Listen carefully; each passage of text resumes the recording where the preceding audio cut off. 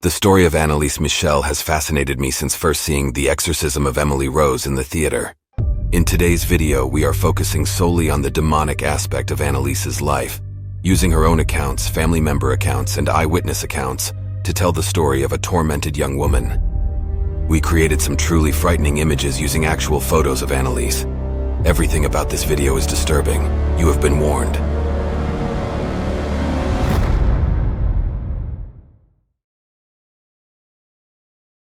Anneliese Michel was born on September 21, 1952, in West Germany, and was brought up in a devout Catholic family.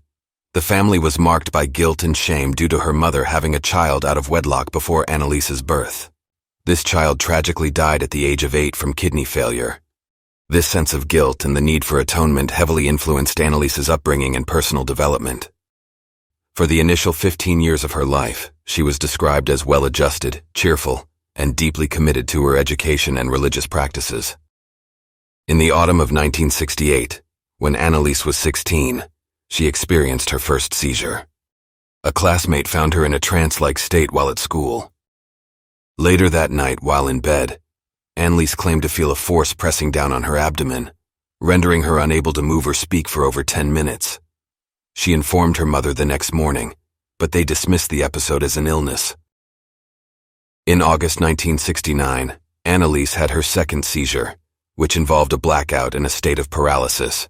She was referred to a neurologist, Dr. Luthi, who found no apparent issues with her. He suggested that she might be experiencing nocturnal cerebral seizures, presenting symptoms of grand mal epilepsy. Soon after, Anneliese fell ill with pneumonia and tuberculosis, leading to her hospitalization and subsequent transfer to a sanatorium for children with lung diseases. In June 1970, she had her third seizure, marked by stiffness in her arms, a crushing sensation on her torso, involuntary urination, and difficulty breathing. She was unable to call for help until she finally managed to scream, alerting a nurse and doctor.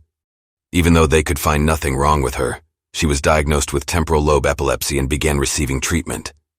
A few days later, some of the other girls observed Anneliese praying the rosary and noted that her hands were contorted like a cat's paws. Her pupils appeared almost entirely black.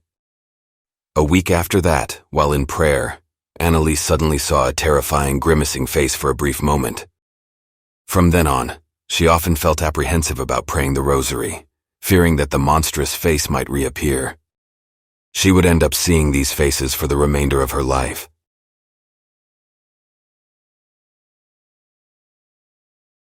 Despite her horrifying experiences, Anneliese acted normally in between episodes. However, by 1973, her behavior began to change significantly. Friends and family reported her as being irritable and withdrawn, often lashing out in anger. Anneliese descended into a deep and prolonged depression, expressing that she felt as though she was being manipulated by an external force, and that her will was no longer her own. Around this time, Anneliese began to hear a knocking sound in her room. Her mother started to believe that something supernatural was at play, as she and her other daughters also began to hear the same sound, resembling a rapping or thumping in the wardrobe. Anneliese started seeing overtly demonic faces with horns, telling her she would be damned for all eternity. Her father dismissed these phenomena as products of hysteria, but he was disturbed by his wife's account of their daughter. Anneliese was staring at a statue of the Virgin Mary, a malicious expression on her face, her hands contorted, her eyes jet black. She began experiencing a foul odor that others could not detect. However, there were instances where others also reported a repugnant smell, described as fecal matter or something burning, when Anneliese was present. Her hallucinations became more frequent.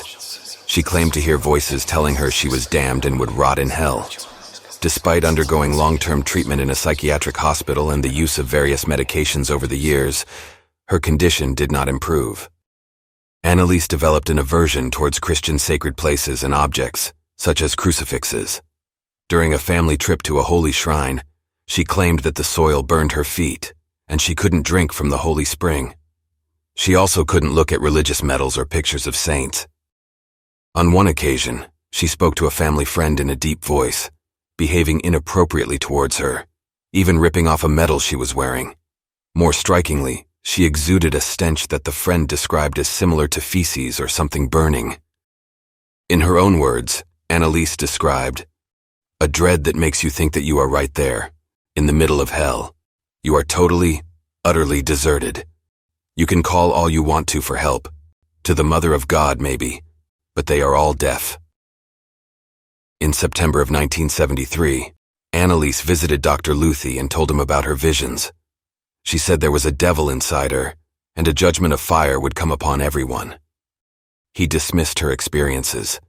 This was the last time Anneliese would tell a doctor of her demonic visions. Anneliese had grown weary of medical tests and drugs. Feeling like they were out of options, her parents requested an exorcism by several priests. Initially, the priests refused, stating this was a medical matter. Despite their recommendation for her to see a neurologist, they protested, stating that previous medical help had been ineffective. The exorcism request was denied. On July 30th, 1975, Anneliese's boyfriend Peter accompanied her to college for fall semester registration. Despite her usual fatigue and rigid movements, she was able to move normally and appeared to be her usual self. However, the next day, while completing the registration process, her face and legs tensed up. When she returned to her room, the recently lucid Anneliese stood transfixed in one spot for an hour, strangely bending her upper body away from a crucifix as her arms reached toward it. Peter stated, "Her face was totally distorted. She growled like an animal and gritted her teeth so loudly that I was afraid that all her teeth would fall out. I started praying for her in thought, without giving any indication at all of what I was doing. Immediately she ordered me with clenched teeth to stop." Following the alarming episode, Anneliese returned home.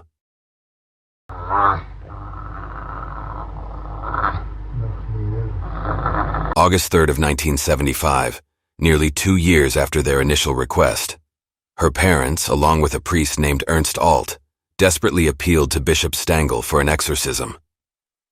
Father Alt, accompanied by a priest named Arnold Renz, was granted permission to perform a short version of the exorcism rite. Over the next 11 months, Father Alt and Father Renz would conduct a total of 67 exorcisms. During the first quick exorcism, Anneliese whimpered and groaned, expressing feelings of burning in her back and arms. At one point, she claimed to be liberated, though she continued to exhibit signs of distress. Only after the exorcism started did Anneliese begin exhibiting demonic behavior. Her condition deteriorated rapidly as she suffered from insomnia and demonstrated seemingly supernatural strength. She would run through the house, bucking up and down the stairs, like a goat. She experienced sensations of heat and became hostile towards her family. She exhibited compulsive behaviors, repeatedly kneeling and standing in rapid succession until her knees swelled. Sometimes she would constantly scream, except when she would tremble and fall onto the ground, completely rigid. This immobile state could last for days. Anneliese also began to see visions of flies and shadowy figures, which her family also reported seeing. She claimed to see the deceased and developed stigmata, marks on her body corresponding to the crucifixion wounds of Jesus Christ. She also began having visions of the Virgin Mary. During one of the exorcisms, Anneliese's demeanor underwent a dramatic shift. Initially calm, she began to shake violently, scream, and resist, sometimes requiring 3 men to hold her down. Sprinkling her with holy water elicited screams, and she frequently demanded the priest to cease, using explicit language. Anneliese described feeling her own personality being suppressed into a hole, while other entities controlled her body and speech. These entities gradually introduced themselves during the exorcisms. Fleischmann, a medieval priest, Nero, Hitler, Cain, Judas, and Lucifer, the devil itself. Recordings from the exorcism sessions revealed the entities emitting screams, growls, and moans, speaking in a deep voice, and understanding Latin. You are about to hear 30 seconds of audio from one of Anneliese's exorcisms, in which the demon Nero reveals itself. This is kinda loud, and one of the most terrifying things I've ever heard.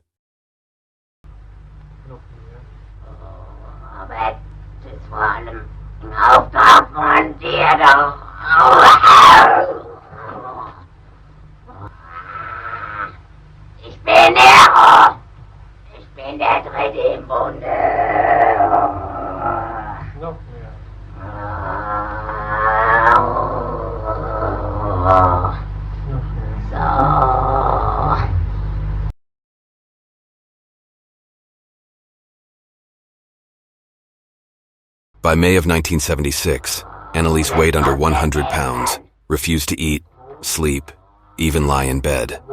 Her behavior became increasingly violent, with episodes of rage, screaming, and self-harm.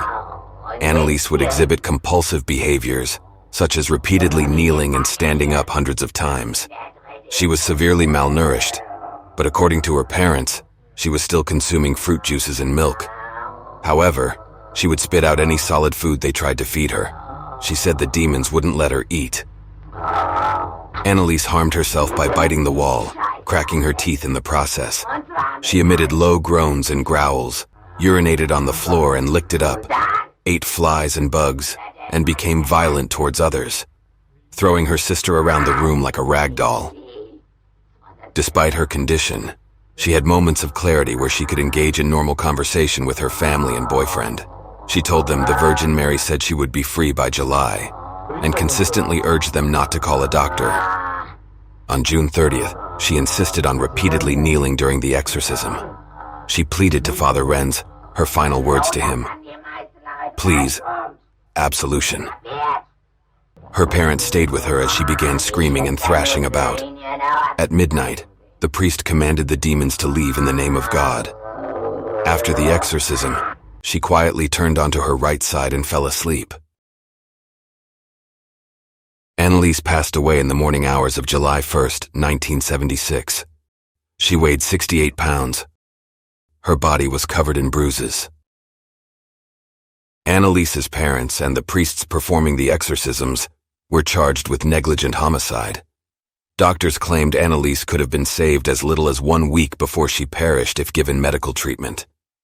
Her family and priests argued that treatment didn't work and that she was possessed by the devil. Whether you or I believe in demons is irrelevant. Anneliese believed it.